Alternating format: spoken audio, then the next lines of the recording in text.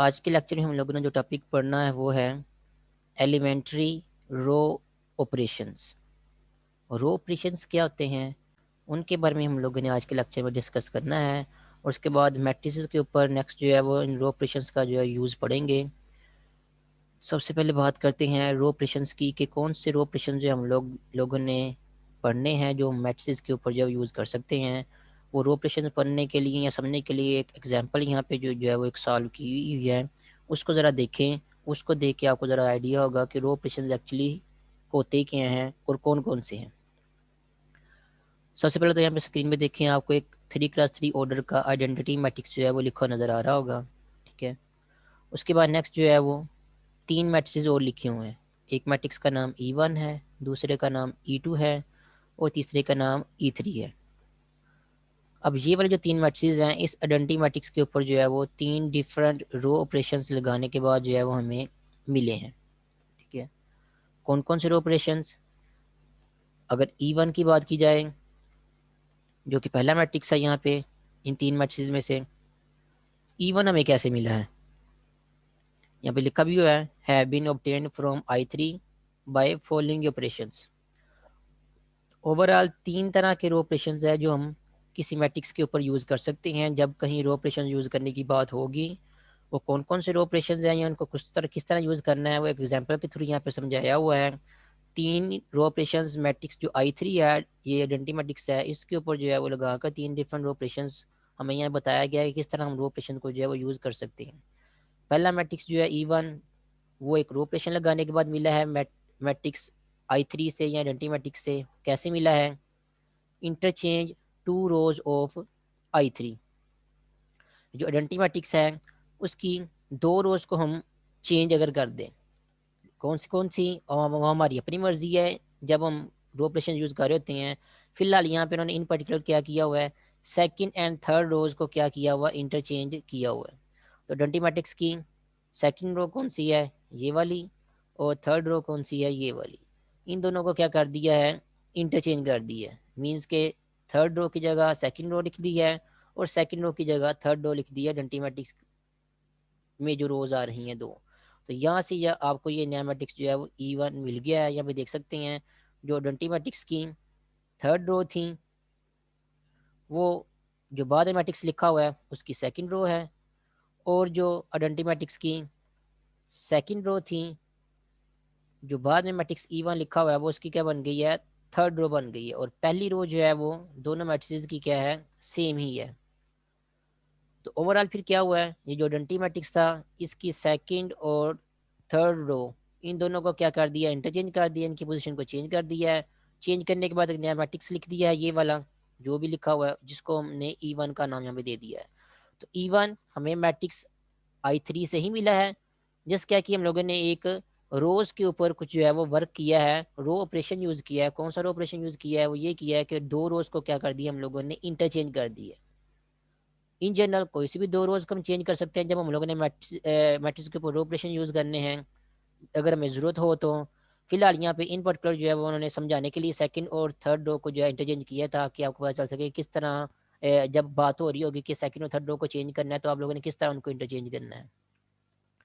तो ये तो हो गया मैट्रिक्स E1 के। मैट्रिक्स E1 हमें कैसे मिला है, एक रो ऑपरेशन यूज़ किया है। अब उसके बाद एक दूसरा रो ऑपरेशन जो है वो यूज़ करेंगे I3 के ऊपर, आपको समझाने के लिए कि किस तरह दूसरा रो ऑपरेशन जो है वो हम यूज़ कर सकते हैं, वो है कौन सा। तो E2 में कैसे मिला है दूसरा मैट्रिक्स, E2 में इस तरह मिला है, multiply uh row of I3 जो कि आइडेंटिटी मैट्रिक्स है, बाय आ नॉन जीरो नंबर के जो आइडेंटिटी मैट्रिक्स है ये वाला I3, इसकी रो को हम जो है वो किसी नॉन जीरो नंबर से मल्टीप्लाई कर सकते हैं। किसी भी रो को किसी नॉन जीरो नंबर से मल्टीप्लाई कर सकते हैं। वो नॉन जीरो नंबर इंटीजर भी हो सकता है, नेचुरल नंबर भी हो सकता है, पॉजिटिव भी हो सकता है, नेगेटिव भी हो सकता है, रैशनल नंबर भी हो सकता है, इरेशनल नंबर भी हो सकता है, कोई भी रियल नंबर हो सकता है इन जनरल, लेकिन नॉन जीरो नंबर होना चाहिए वो वाला। ठीक है, for example here row 2 is multiplied by 3। यहाँ पे वो कह रहा है कि उन्होंने क्या किया है, जो आइडेंटिटी मैट्रिक्स की दूसरी रो है उसको उन्होंने 3 के साथ मल्टीप्लाई किया है। और 3 के साथ मल्टीप्लाई किया है, दूसरी रो कौन सी है, ये वाली है। और दूसरी रो को 3 के साथ मल्टीप्लाई करने का मतलब ये है कि दूसरी रो के हर एलिमेंट को 3 के साथ मल्टीप्लाई करना है। 0 की जगह 0 ही रहेगा, 1 की जगह 3 आ जाएगा, और 0 की जगह अगेन यहाँ पे 0 ही रहेगा। तो ये जो 0 3 0 बन गई है दूसरी रो जिसको हमने 3 के साथ मल्टीप्लाई किया है, वो यहाँ पे नई मैट्रिक्स में यहाँ पे आ जाएगी ये वाली। बाकी रो को रोज के साथ हम लोगों ने कुछ नहीं किया, वो एज इज रहेंगी वैसे की वैसे ही। तो मैट्रिक्स आपका जो I3 है वो चेंज हो गया, बन जाएगा ये वाला बन जाएगा जिसको E2 का नाम दिया है। E2 कैसे मिला है, मैट्रिक्स की या I3 की किसी भी रो को किसी नॉन जीरो नंबर के साथ इन जनरल हम लोग मल्टीप्लाई कर सकते हैं। तो हमने क्या किया है, मैट्रिक्स I3 की दूसरी रो को जो है वो 3 के साथ मल्टीप्लाई किया है। और मल्टीप्लिकेशन किस तरह करनी है ये आप लोगों को यहाँ पे समझा के बता दिया है, किसी रो के साथ किसी नंबर को किस तरह मल्टीप्लाई करना है। ये हो गया दूसरा ऑपरेशन। तीसरा ऑपरेशन जो है यहाँ जो कि एग्जांपल के थ्रू आपको समझाया हुआ है वो ये है, add a multiple of a row of I3 to another row. ये यहाँ पे क्या कह रहे हैं कि हम मैट्रिक्स की किसी एक रो के मल्टीपल को, ठीक है, add a multiple of a रो।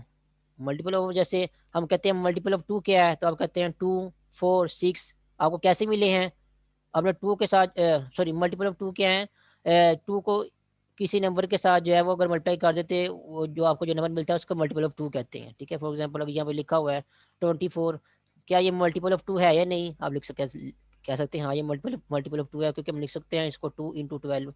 तो मल्टीपल ऑफ 2 कोई नंबर या मल्टीपल ऑफ रो का मतलब ये है कि किसी नंबर के साथ उसकी मल्टीप्लिकेशन हो रही हो। ठीक है, तो यहाँ पे क्या कह रहे हैं, add a multiple of a रो, कि किसी रो को किसी नंबर के साथ मल्टीप्लाई करें। ठीक है, फिर उसको क्या करना है आपने, ऐड करना है। ठीक है, multiple of a row means row को किसी नंबर के साथ मल्टीप्लाई किया हो आपने या मल्टीप्लाई करें, फिर उसको ऐड करें। ठीक है, ऐड किस में करना है, टू अनदर रो। तो मैं आपको अपने लफ्ज़ों में समझाता हूँ, यहाँ पे एग्जाम्पल के तो समझाता हूँ कि किसी भी रो को जो है आप लोगों ने पहले क्या करना है, किसी नंबर के साथ जो है मल्टीप्लाई कर देना है। ठीक है, किसी नंबर के साथ जब किसी नंबर के साथ मल्टीप्लाई कर देंगे इस रो को, तो आपको जो है वो रो के जो है नए एलिमेंट्स मिल जाएंगे। उन नए एलिमेंट्स या नई रो को आप क्या कर सकते हैं, किसी दूसरी रो में जो है वो ऐड भी कर सकते हैं और किसी दूसरी रो में से जो है सबट्रैक्ट भी कर सकते हैं। इन जनरल तो हम यही कहेंगे कि ऐड भी कर सकते हैं, क्योंकि अगर हम नेगेटिव नंबर से मल्टीप्लाई कर देंगे और नेगेटिव नंबर से मल्टीप्लाई करने के बाद ऐड करेंगे तो सब्ट्रैक्शन भी ऑटोमेटिकली ही हो जाती है। ठीक है ना, फॉर एग्जांपल अगर ये नंबर आपके पास जो है वो 8 है, अगर इसमें जो है वो मैं 6 ऐड कर दूंगा तो ये 8 + 6 14 हो जाएगा। ठीक है, लेकिन अगर इसी नंबर 8 में जो है मैं -6 ऐड करूंगा तो एक्चुअली मैं क्या कर रहा हूँ, मैं 6 को माइनस कर रहा हूँ। ठीक है ना, 8 में -6 ऐड करने का मतलब ये है कि 8 में से 6 को माइनस करना, तो आपका ट्रू आ जाएगा। तो एडिशन जो है उसको एक तरह इन जनरल जो हम जो है वो सब्ट्रैक्शन की सेंस में भी जो है वो यूज कर सकते हैं। तो यहाँ पे जो ये लिखा हुआ है, add a multiple of a row of I3 to another row, तो किसी एक रो को किसी नंबर से मल्टीप्लाई करके हम किसी दूसरी रो में जो है वो ऐड भी कर सकते हैं। अगर ऐड कर सकते हैं तो अगर नंबर हम लोगों ने नेगेटिव वाला अगर हम सब्ट्रैक्शन करना चाहते हैं तो हम जो क्या करेंगे, नेगेटिव नंबर से मल्टीप्लाई कर देंगे फिर ऐड करेंगे तो ऑटोमेटिकली जो है आपकी सब्ट्रैक्शन हो जाएगी। तो एग्जाम्पल के थ्रू यहाँ पे क्या ऐसे समझाया हुआ है, उन्होंने क्या किया हुआ है, -5 टाइम्स रो 2। यहाँ पे क्या कह रहे हैं, रो 2 का -5 टाइम, के रो 2 आपकी कौन सी है, ये वाली है। तो रो 2 का -5 टाइम्स, यानी कि रो 2 को क्या किया है, -5 से मल्टीप्लाई किया है। तो ये रो 2 का -5 टाइम हो जाएगा। वो क्या बन रहा है, मैं यहाँ पे लिखता हूँ साइड पे, 0 से मल्टीप्लाई होगा -5, तो यहाँ पे आपकी रो 2 का पहला एलिमेंट 0 ही रहेगा। वन से मल्टीप्लाई होगा -5, तो आपकी रो 2 का दूसरा एलिमेंट जो है वो -5 बन जाएगा और नेक्स्ट क्या आ जाएगा, तीसरा एलिमेंट 0 आ जाएगा।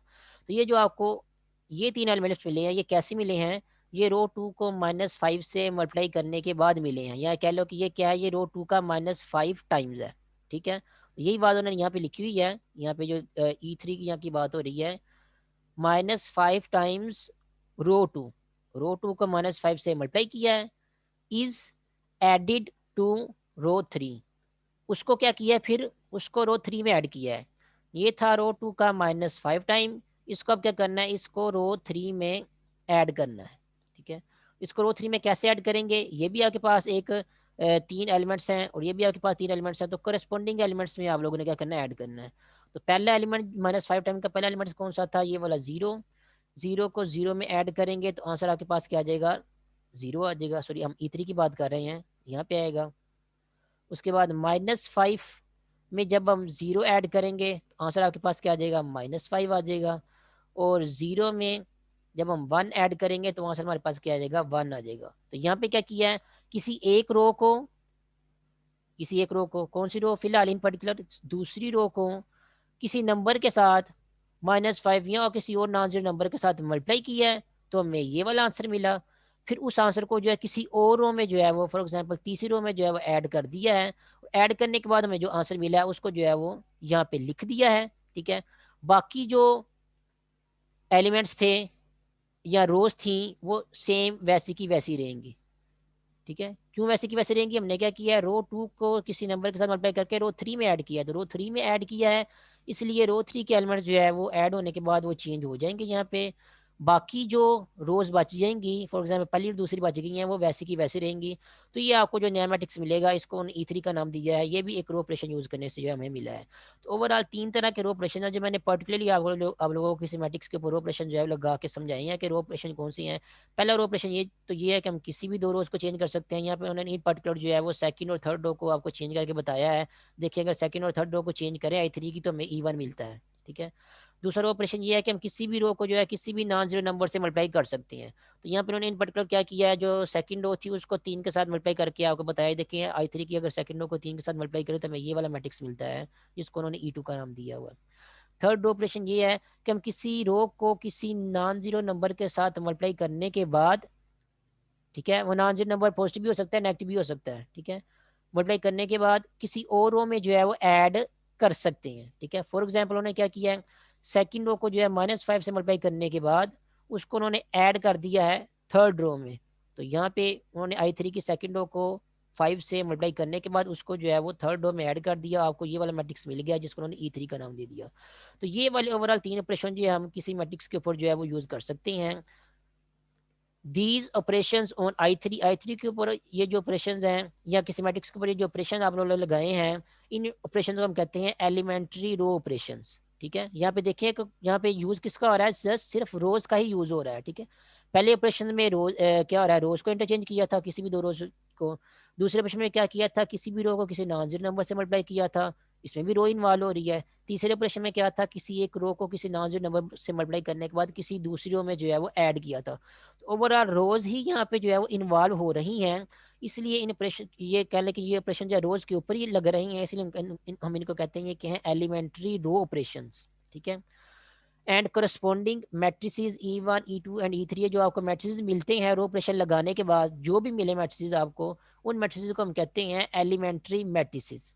ऑर्डर 3 है क्योंकि हम लोगों ने ऑर्डर 3 कंसिडर किया है फिलहाल यहाँ पे एग्जांपल में, अदरवाइज ऑर्डर कुछ और भी हो सकता है। तो ये ऑपरेशंस हैं, इनको एलिमेंट्री रो ऑपरेशंस कहते हैं। और ऑपरेशन लगाने के बाद आपको जो नए मैट्रिसेस मिलते हैं, वो मैट्रिसेस याद रखना आपस में इक्वल नहीं होते। ये वाले क्लियरली आपको पता होगा इक्वल मैट्रिसेस कौन से होते हैं, ऐसे मैट्रिसेस होते हैं जिनकी एंटीज भी आपस में इक्वल होती हैं। तो रो ऑपरेशन लगाने के बाद जब आपको कोई नया मैट्रिक्स मिलता है तो उनकी एंटीज जो है वो इक्वल नहीं रहती। यहाँ पे देखो दरमियान में 1 आ रहा है, यहाँ पे 0 आ रहा है, तो एंटीज तो सेम नहीं रही। इसलिए जो नए मैट्रिसेस आपको मिलते हैं रो ऑपरेशन लगाने के बाद, वो इक्वल नहीं होते। ठीक है, लेकिन मिला हमें इसी मैट्रिक्स मिलते हमें मिले हमें E1 जो है हमें इसी मैट्रिक्स I3 से मिला है, इसलिए हम जो है वो I3 को जो है वो E1 के इक्वल तो नहीं कहेंगे क्योंकि वो क्लियर नजर आ रहा है I3 जो है वो E1 के इक्वल नहीं है। लेकिन ये E1 जो है बना I3 से ही है, I3 के ऊपर ही कोई ना कोई रो ऑपरेशन लगाने के बाद बना है। इसलिए हम इसको जो है वो इस तरह लिखने की बजाय हम जो है इसको इस तरह लिखेंगे कि I3 क्या है, वो इक्विवेलेंट है E1 के। अब इक्विवेलेंट का मतलब इक्वल नहीं है, इक्विवेलेंट का मतलब ये होगा, जब कहीं ये वाली नोटेशन लिखी हुई होगी तो आपको जो है वो आपको समझ में आ जाएगा कि एक्चुअली I3 जो है वो E1 की इक्वल तो नहीं है, लेकिन I3 जो है E1 से बना है। और सॉरी I3 कह रहा हूँ, E1 जो है वो I3 से बना है, और कोई ना कोई जो है वो रो ऑपरेशन जो है लगाने के बाद मिला ये बना है। ये वाली नोटेशन जो है आपको जब लगी होगी तो आपको उसका जो है वो समझ में आ जाएगा कि एक्चुअली जो है वो I3 और E1 के दरमियान रिलेशन क्या है। ठीक है, उसके बाद नेक्स्ट जो है वो इन्होंने यहीं कहीं नोटेशन जो है वो बताई हुई होगी, वो इक्विवेलेंट वाली, वो फिर हम जो है नेक्स्ट पढ़ लेते हैं। अब हम लोग जो है जनरल ऑपरेशन पढ़ते हैं कि एक्चुअली जनरल ऑपरेशन क्या है। अभी तो मैंने आप लोगों को एग्जांपल के थ्रू बताया था कि किस तरह हम जनरल पर्टिकुलर जो है वो किसी मैट्रिक्स के ऊपर 3 रो ऑपरेशन जो है वो यूज कर सकते हैं।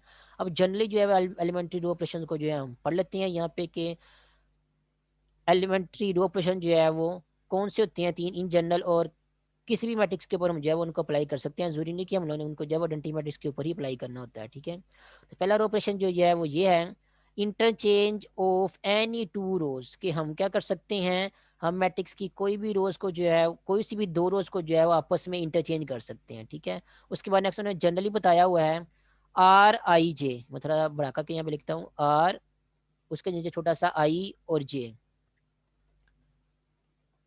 denotes the interchange of ith row with jth row। RIJ जो नोटेशन है वो आपको ये बता रही होगी कि आपने क्या किया, आई थ्रो और जे थ्रो को जो है इंटरचेंज किया है। फॉर एग्जाम्पल अगर इस तरह लिखा आप लिखते हैं या कहीं लिखा हुआ है R13, इसका मतलब ये है कि पहली और तीसरी रो को क्या किया हुआ है, आपस में इंटरचेंज किया हुआ है, ठीक है। इस तरह अगर ये नोटेशन लिखी हुई है, आर के नीचे छोटा सा जो है वो 2 और 3 लिख दिया है, इसका मतलब ये है कि दूसरी और तीसरी रो को क्या कर दिया, इंटरचेंज कर दिया है। जब कहीं आप लोगों ने ये वाला ऑपरेशन लगाना है या किसी किसी दो रोज को आपस में इंटरचेंज करना है, तो आप लोगों को वर्डिंग में लिखने की जरूरत नहीं है, interchanging second and third row, interchanging first and second row. आप लोगों ने क्या करना है, जस्ट इस तरह नोटेशन लिखनी है आर, बल्कि ये इस तरह बाय R13। जब इस तरह लिख देंगे बाय R13 तो पढ़ने वाले को समझ आ जाएगा कि आप लोगों ने क्या किया, आप लोगों ने पहली और तीसरी रो को जो है वो इंटरचेंज किया है। और इन जनरल अगर आप RIJ लिखेंगे, इन जनरल इसका मतलब ये होगा कि आपने I th row and J th row को जो है वो आपस में इंटरचेंज किया है। ये तो हो गया पहला ऑपरेशन के, कोई सी भी दो रोज को हम आपस में इंटरचेंज कर सकते हैं।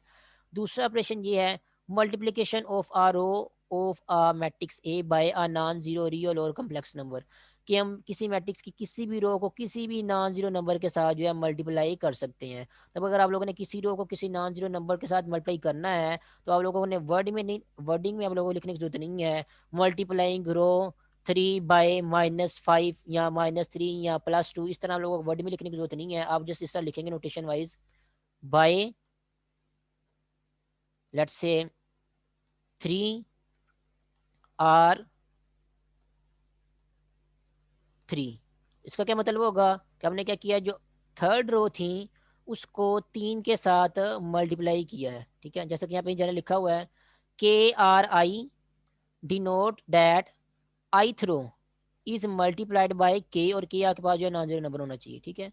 तो के इन जनरल के को अगर आप लिखते हैं, इन जनरल आप लिखते हैं बाय के इंटू RI, इसका मतलब ये है कि आप ये बता रहे हैं कि आप लोगों ने क्या किया है, के को आई थ्रो के साथ मल्टीप्लाई किया। ये तो जनरल बात होगी, इन पर्टिकुलर आप कुछ भी लिख सकते हैं, फॉर एग्जांपल बाय -2R1। इसका मतलब क्या है कि आप लोगों ने क्या किया है, R1 के साथ आप लोगों ने -2 को मल्टीप्लाई किया हुआ है, तो वर्डिंग में फिर लिखने की जरूरत नहीं है। ये है सेकंड ऑपरेशन के, किसी रो को किसी भी नॉन जीरो नंबर के साथ मल्टीप्लाई कर सकते हैं। थर्ड ऑपरेशन जो थोड़ा सा समझने वाला है वो ये है addition of a scalar multiple of one row, कि वन किसी रो का स्केलर मल्टीपल, यानी कि किसी रो को किसी स्केलर के साथ या नॉन जीरो नंबर के साथ मल्टीप्लाई करके उसकी हम एडिशन कर सकते हैं टू अनदर रो, किसी और रो में जो हम उसकी एडिशन जो है वो कर सकते हैं, ठीक है। फॉर एग्जाम्पल अगर आप लोगों ने क्या करना है, किसी एक रो को किसी दूसरे रो के साथ किसी नंबर के साथ मल्टीप्लाई करके किसी दूसरे रो में ऐड करना है, तो आप इसको किस तरह लिखेंगे। आप फॉर एग्जाम्पल आप मल्टीप्लाई करते हैं, लेट्स से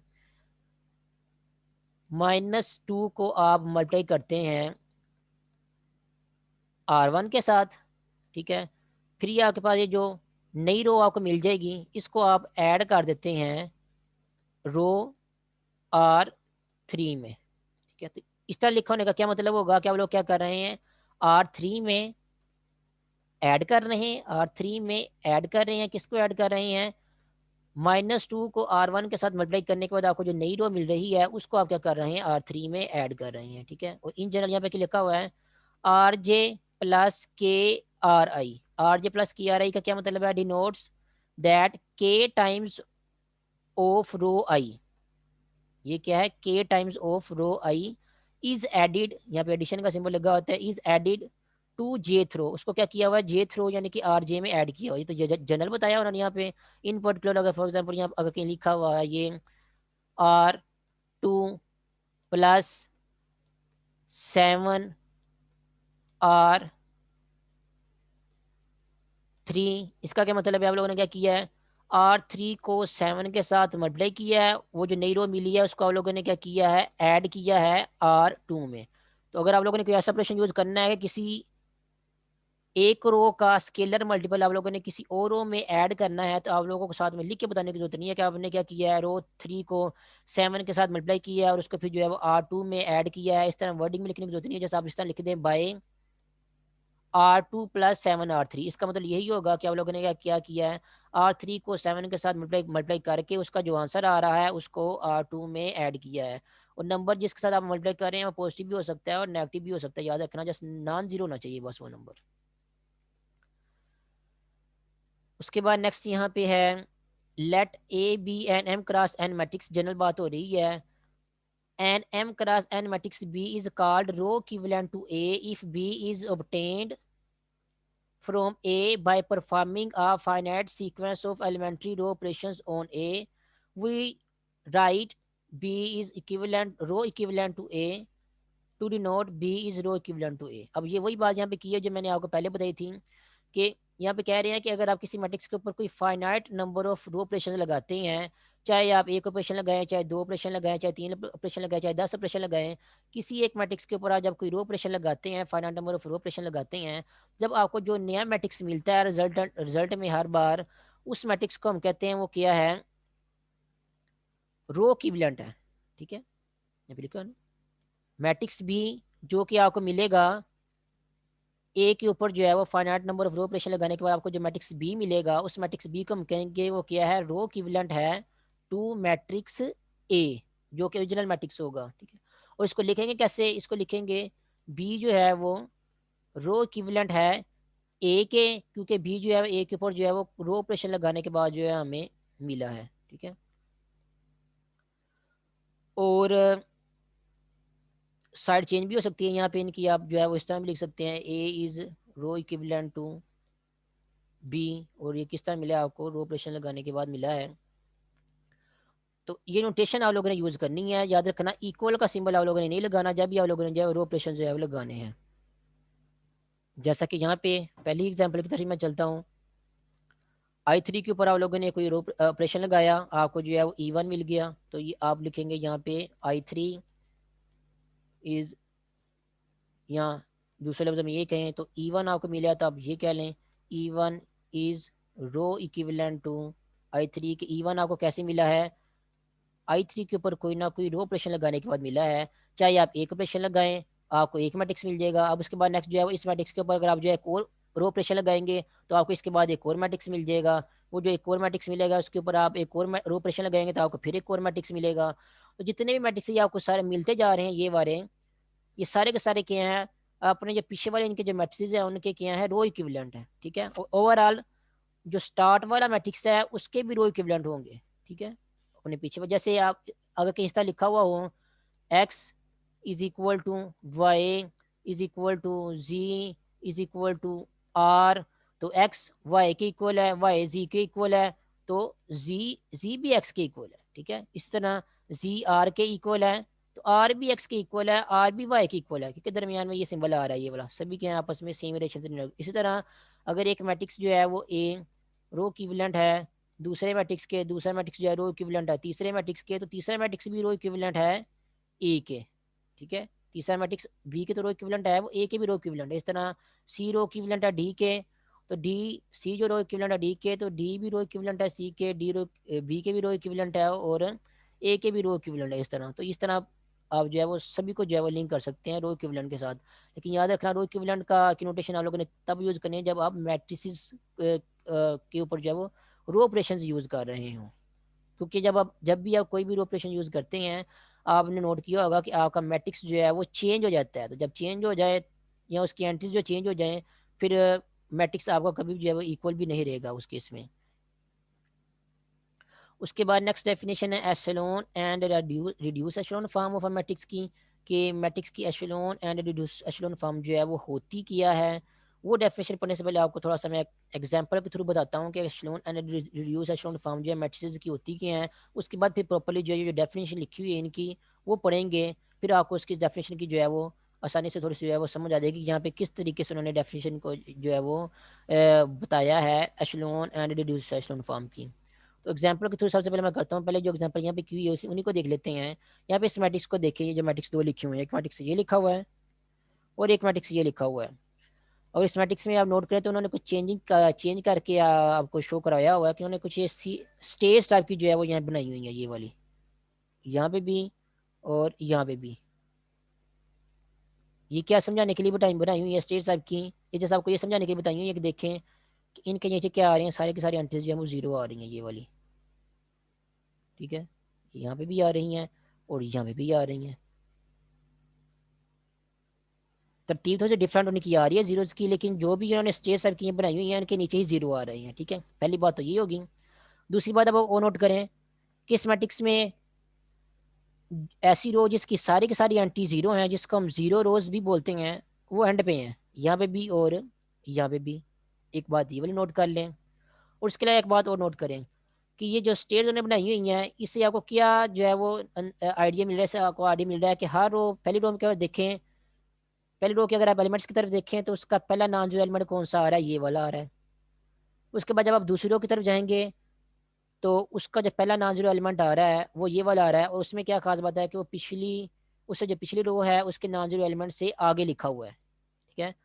आगे लिखा हुआ, ये समझाने के लिए उन्होंने क्या किया, उन्होंने यहाँ पे जो स्टेट्स टाइप की जो है बनाई हुई है, ये देखें 5 यहाँ पे है, पहली रो का 5 पहला नॉन जीरो एलिमेंट, लेकिन उसकी अगली रो जो है उसका पहला नॉन जीरो एलिमेंट जो है वो इस तरह आगे आ रहा है, वो आगे आ रहा है, आगे आ रहा है, या 5 की किया है राइट साइड पे है, ठीक है।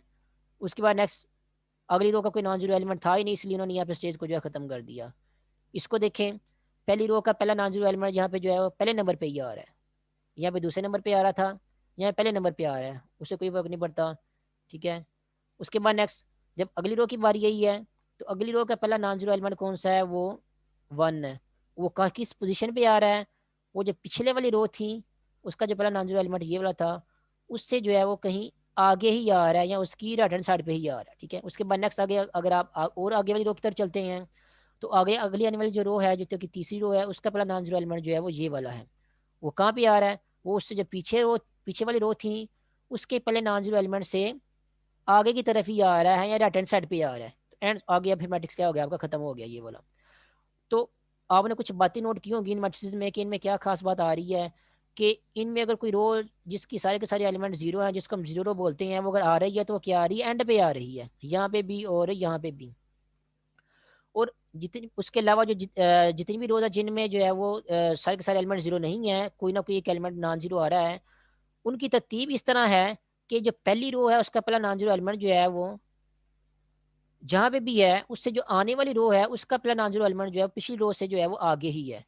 यहाँ पे भी देख लें, पहली रो का पहला नॉन जीरो एलिमेंट जहां पे भी है, उसके बाद नेक्स्ट जो आने वाली रो है उसका पहला नॉन जीरो एलिमेंट जो है वो पिछली रो से जो क्या है वो आगे ही है, या राइट हैंड साइड पे है। उसके बाद नेक्स्ट उससे जो आगे वाली आने वाली रो है उसका पहला नॉन जीरो एलिमेंट जो है वो अपने से पीछे वाली जो रो है उससे उससे क्या है, आगे ही है या राइट हैंड साइड पे है, ठीक है। पहला नॉन जीरो एलिमेंट, पहला नॉन जीरो एलिमेंट आगे फिर कब हो सकता है आने वाली रो का, जब आने वाली रो का जो पहला नॉन जीरो एलिमेंट है उसकी लेफ्ट हैंड साइड पर जितने भी एलिमेंट्स हैं वो सारे के सारे क्या बन जाए, जीरो बन जाए। जब उसकी लेफ्ट हैंड साइड में सारे के सारे एलिमेंट जीरो बनेंगे तो आप फिर खुद ही कह देंगे कि जो आने वाली रो है उसका पहला नॉन जीरो एलिमेंट क्या है, वो आगे है। अब यहाँ पे भी ये वाले अगर सारे के सारे एलिमेंट जो है वो जीरो हो जाएंगे, तो एक एलिमेंट को नॉन जीरो एलिमेंट अब यहाँ पे बना देंगे या बन जाता है आपका, तो आप फिर ऑटोमेटिकली कह सकते हैं कि आपकी जो नेक्स्ट दूसरी रो से आगे जो आने वाली तीसरी रो है उसका पहला नॉन जीरो एलिमेंट क्या आ रहा है, वो दूसरी रो से क्या है, आगे ही है या उसकी राइट हैंड साइड पे है। यहाँ पे भी सेम के वैसे ही आ रहा है, पहला नॉन जीरो एलिमेंट यहाँ पे आया है, तो दूसरी रो जो है उसके इस एलिमेंट से पीछे वाले सारे एलिमेंट जीरो हैं, तो आप इसको देख के बता सकते हैं कि दूसरी रो का जो है वो पहला नॉन जीरो एलिमेंट वो क्या है, पिछली रो से आगे ही है। और आगे होने का मतलब ये नहीं कि सिर्फ उसने डायरेक्ट एक स्टेप ही आगे होना है, दो स्टेप भी आगे हो सकता है। जैसे यहाँ पे देखें, यहाँ पे नॉन जीरो एलिमेंट अगला आने की बजाय दूसरी रो का वो कहाँ पे आ रहा है, वो यहाँ पे आ रहा है। तो जहाँ मर्जी आए, लेकिन आना जो है वो पहला नॉन जीरो एलिमेंट पिछली रो से का जो पहला नॉन जीरो एलिमेंट है उससे आगे ही आना चाहिए, या उसकी राइट हैंड साइड पे ही आना चाहिए। तो इस तरह की मैट्रिसेस में जो खास बात पाई जा रही है, इस तरह के मैट्रिसेस को एशलोन एंड रिड्यूस एशलोन फॉर्म वाले मैट्रिक्स जो कहते हैं। एशलोन किसको कहते हैं, एशलोन, इस मैट्रिक्स को एशलोन फॉर्म कहेंगे, और इस मैट्रिक्स को भी एशलोन फॉर्म ही कहेंगे।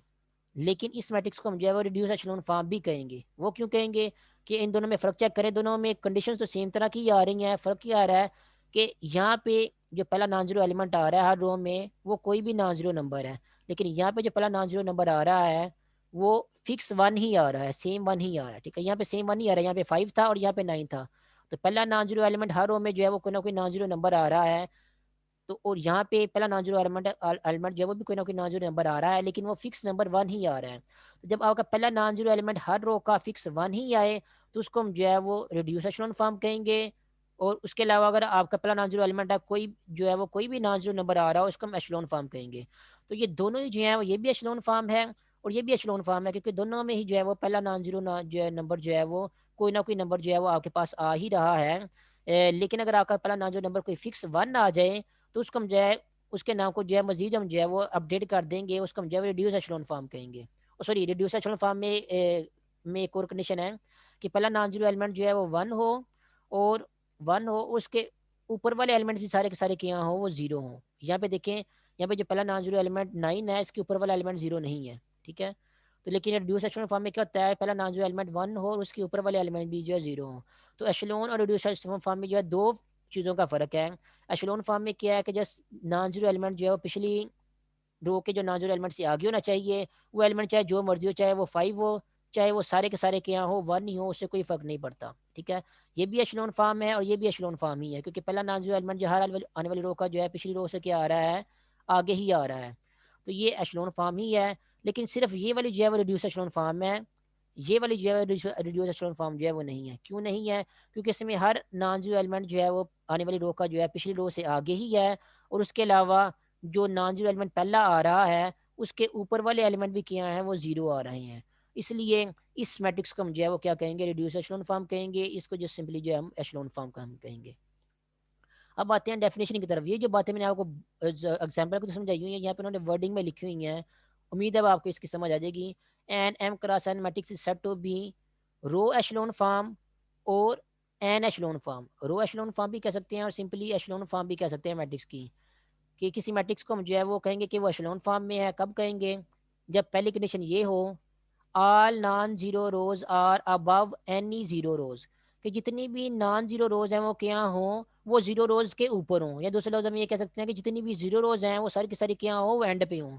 जब जितनी भी जीरो रोज हैं वो सारी की सारी एंड पे होंगी तो इसका मतलब ये होगा कि जितनी भी नॉन जीरो रोज हैं वो सारी की सारी क्या हैं, जीरो रोज के ऊपर ही हैं, ठीक है। दोनों का एक ही मतलब है कि सारी नॉन जीरो रोज जो हैं वो जीरो रोज के ऊपर होनी चाहिए। सारी नॉन जीरो रोज के ऊपर होने का मतलब यही है कि सारी जीरो रोज जो है वो क्या होनी चाहिए, एंड पे होनी चाहिए। तो पहली कंडीशन ये होनी चाहिए आपके मैट्रिक्स के ऊपर। ये मैं पहले आपको एशेलॉन फॉर्म की जो है वो डेफिनेशन करवा रहा हूँ। उसके बाद सेकंड कंडीशन ये है, the first non zero entry in each non zero row is to the right of the first non zero entry of each preceding row. Preceding row का मतलब होता है पिछली रो, जो पीछे रो होती है उसका। तो यहाँ पे कह रहे हैं हर जो नॉन जीरो रो होगी उसका पहला नॉन जीरो एलिमेंट जो है वो उससे जो पीछे वाली रो है उसके पहले नॉन जीरो एलिमेंट्स की जो है वो राइट हैंड साइड पे ही होना चाहिए या उसके आगे होना चाहिए, ठीक है। यहाँ पे लिखा होगा is to the right of the first non zero entry of the preceding row. तो हर रो का पहला नॉन जीरो एलिमेंट जो है उससे जो पीछे वाली रो होगी उसके पहले नॉन जीरो एलिमेंट से आगे ही होना चाहिए या उसकी राइट हैंड साइड पे ही होना चाहिए, ठीक है। दूसरे लफ्ज में क्या कह रहे हैं, that is the number of zeros occurring before the first non-zero entry in each row is greater than the number of zeros that appear before the first non-zero element in any preceding row। यहाँ पे ये कह रहे हैं, इसका मतलब ये है कि जो कोई भी रो होगी उसकी जो पहली नॉन जीरो एंट्री है उसके पीछे जितने भी उसकी लेफ्ट हैंड साइड पे जितने भी जीरो आ रहे हैं उनकी तादाद जो है वो उससे पीछे वाली रो की जो पहली नॉन जीरो एंट्री है उसके पीछे जो जीरो आ रहे हैं उनकी तादाद से ज़्यादा होनी चाहिए। जब आने वाली रो के ना जीरो एलिमेंट जो है पहले नॉन जीरो एंट्री जो है उसके पीछे वाले एलिमेंट जो कि जीरो आ रहे हैं वो पीछे वाले एलिमेंट जो जीरो होंगे वो ज्यादा होंगे पिछली रो से, तो ऑटोमेटिकली आपका जो पहला नॉन जीरो एलिमेंट है वो क्या बन जाएगा, वो इससे क्या बन जाएगा, वो आगे ही बन जाएगा या उसकी राइट हैंड साइड भी बन जाएगा। दोनों एक ही बात है। यहाँ पे उन्होंने दो बातें बताई हुई है डिफरेंट तरीके से, एक ये वाली बात यहाँ तक और दूसरी जो है वो ये वाली बात डेट इसके बाद जो ये वाली बात। तो ये दोनों बातें एक ही हैं, जस्ट उन्होंने बताने का तरीका उन्होंने थोड़ा डिफरेंट किया हुआ है। पहले उन्होंने क्या किया था, उन्होंने ये कहा था कि हर रो का जो है पहला नॉन जीरो एलिमेंट जो है ना वो उससे पीछे वाले रो का जो पहला नॉन जीरो एलिमेंट है उससे आगे ही होना चाहिए। Non zero element mean zero के अलावा एलिमेंट, इसका मतलब ये है कि बाकी एलिमेंट क्या है, पीछे वाले क्या है वो जीरो हैं, ठीक है। एक तरीका तो ये, दूसरा तरीका ये है कि हर रो के पहले नॉन जीरो एलिमेंट से पीछे जितने भी जीरो आ रहे हैं वो ज्यादा होने चाहिए। किससे ज्यादा होने चाहिए, उससे जो पिछली रो है उसके पहले नॉन जीरो एलिमेंट के पीछे जितने जीरो आ रहे हैं उससे ज्यादा होने चाहिए। तो जब इस तरह का केस भी होगा तब भी आपका जो है वो ये वाला केस जो है वो सेटिस्फाई हो जाएगा कि हर रो का पहला नॉन जीरो एलिमेंट जो उससे पिछले रो का जो पहला नॉन जीरो एलिमेंट है उसके आगे ही होगा या उसकी राइट हैंड साइड पे होगा। तो ये दो कंडीशन जो है वो सेटिस्फाई हो रही हो तो आपका मैट्रिक्स क्या बन जाता है, वो मैट्रिक्स बन जाता है एशेलोन फॉर्म बन जाता है, या हम उसको कहते हैं कि वो क्या है, एशेलोन फॉर्म ऑफ अ मैट्रिक्स है। ठीक है, एशेलोन फॉर्म ऑफ मैट्रिक्स में जो नॉन जीरो एलिमेंट आ रहा होता है उसके ऊपर कोई कंडीशन नहीं होती कि वो वन हो या ना हो, वो वन भी हो सकता है और वन के अलावा भी हो सकता है। ठीक है, अगर मैं यहाँ पे वन वन भी कर दूं तब भी क्या है, ये एशेलोन फॉर्म ही है मैट्रिक्स की। अब रिड्यूस एशेलोन फॉर्म क्या होती है कि जो पहला नॉन जीरो एलिमेंट हो वो क्या हो, वन वन आ रहा हो, जैसा कि यहाँ पे है पहला नॉन जीरो एलिमेंट क्या आ रहा हो, वन वन आ रहा हो हर रो का, और वो वाली कंडीशन सेटिस्फाई हो रही हो जो मैंने आपको पहले बताया था कि आगे ही होना चाहिए हर नॉन जीरो एलिमेंट, जो पिछली रो से क्या होना चाहिए, आगे होना चाहिए। तो हर नॉन जीरो एलिमेंट जो है वन वन हो, और जो पहला नॉन जीरो एलिमेंट आ रहा है हर रो का उसके ऊपर वाली सारी एंटीज भी क्या होनी चाहिए, जीरो होनी चाहिए। एशेलोन फॉर्म में ये कंडीशन नहीं है कि ऊपर वाले एंटीज भी जीरो हो, लेकिन ये रिड्यूस एशेलोन फॉर्म में ये वाली कंडीशन है। तो यहाँ पे लिखा होगा an echelon matrix in which each pivot element is 1 and every other entry of the pivot column is 0 is called reduced echelon form। pivot element किसे कहते हैं, जो पहला नॉन जीरो एलिमेंट आ रहा होता है ना आपकी रो में, पहला नॉन जीरो एलिमेंट जैसा कि यहाँ पे ये आ रहा है, यहाँ पे ये आ रहा है, यहाँ पे ये आ रहा है, उसको पिवट एलिमेंट कहते हैं। ठीक है, और जिस कॉलम में आ रहा होता है पिवट एलिमेंट उसको पिवट कॉलम कहते हैं। ये भी पिवट कॉलम है, ये भी पिवट कॉलम है, ये भी पिवट कॉलम है। तो रिड्यूस एशेलोन फॉर्म में कह रहे हैं कि हर आने वाला पहला नॉन जीरो एलिमेंट या पिवट एलिमेंट क्या होना चाहिए, वन होना चाहिए, और उसके ऊपर वाली एंटीज भी या उस कॉलम की बाकी सारी एंटीज भी क्या होनी चाहिए, वो भी जीरो होनी चाहिए। तो अगर ये वाली कंडीशन भी एक्स्ट्रा सेटिस्फाई हो रही है एशेलोन फॉर्म के अलावा, एक्स्ट्रा ये भी कंडीशन सेटिस्फाई हो रही है, तो वो जो मैट्रिक्स आपको मिलता है उसको फिर हम क्या कहते हैं, reduce echelon form of matrix कहते हैं। तो ये एशेलोन फॉर्म की एक एग्जांपल है, ये भी एशेलोन फॉर्म की एग्जांपल है, लेकिन जो दूसरा मैट्रिक्स है वो रिड्यूस एशेलोन फॉर्म है, ये वाला मैट्रिक्स जो है रिड्यूस एशेलोन फॉर्म जो है वो नहीं है। जब आपने किसी मैट्रिक्स को रिड्यूस एशेलोन फॉर्म में कन्वर्ट करना होता है या बनाना होता है या चेक करना होता है तो उसका पहले एशेलोन फॉर्म में होना लाजमी है। अगर एशेलोन फॉर्म ही नहीं है तो फिर रिड्यूस एशेलोन फॉर्म जो है वो कभी भी नहीं बनेगी, एशेलोन फॉर्म बनानी पड़ती है। उसके बाद फिर आप जो है रिड्यूस एशेलोन की तरफ चलते हैं। रिड्यूस एशेलोन में क्या करते हैं, जो नॉन जीरो एलिमेंट होता है ये वाला, इसका भी आप वन बना दें। ठीक है, उसके ऊपर वाले एलिमेंट जो हैं वो भी जीरो कर दें। अब यहाँ पे तो कोई पिवट एलिमेंट नहीं है थर्ड रो में, वरना इसके भी ऊपर वाले एलिमेंट जो हम जीरो कर देते हैं। तो ये वाला पिवट एलिमेंट यहाँ पे वन है, ये वाला पिवट एलिमेंट यहाँ वन है, इसको भी जीरो कर दें, नीचे वाला तो पहले से जीरो है। तो पिवट एलिमेंट जिस कॉलम में मौजूद है उस कॉलम की बाकी एंट्रीज को जीरो कर दें, या उसके ऊपर ऊपर और नीचे वाले एलिमेंट एंट्रीज को जीरो कर दें, तो फिर आपको जो नया मैट्रिक्स मिल जाएगा वो अब जो है रिड्यूस एशेलोन फॉर्म में बन गया ये वाला मैट्रिक्स। ठीक है, जो रिड्यूस एशेलोन फॉर्म वाला मैट्रिक्स होता है वो एशेलोन होता ही होता है, लेकिन जो एशेलोन वाला होता है वो रिड्यूस जो है वो होता है नहीं होता, वो आप खुद चेक करना होता है। ये एशेलोन है लेकिन ये रिड्यूस जो है वो नहीं है, ये एशेलोन भी है और ये रिड्यूस एशेलोन फॉर्म भी है मैट्रिक्स की। तो ये है एशेलोन फॉर्म मैट्रिक्स की कौन सी होती है और रिड्यूस एशेलोन फॉर्म जो मैट्रिक्स की कौन सी होती है। तो अभी के लेक्चर का टाइम जो है खत्म हो गया है, बाकी हम जो नेक्स्ट लेक्चर में करेंगे।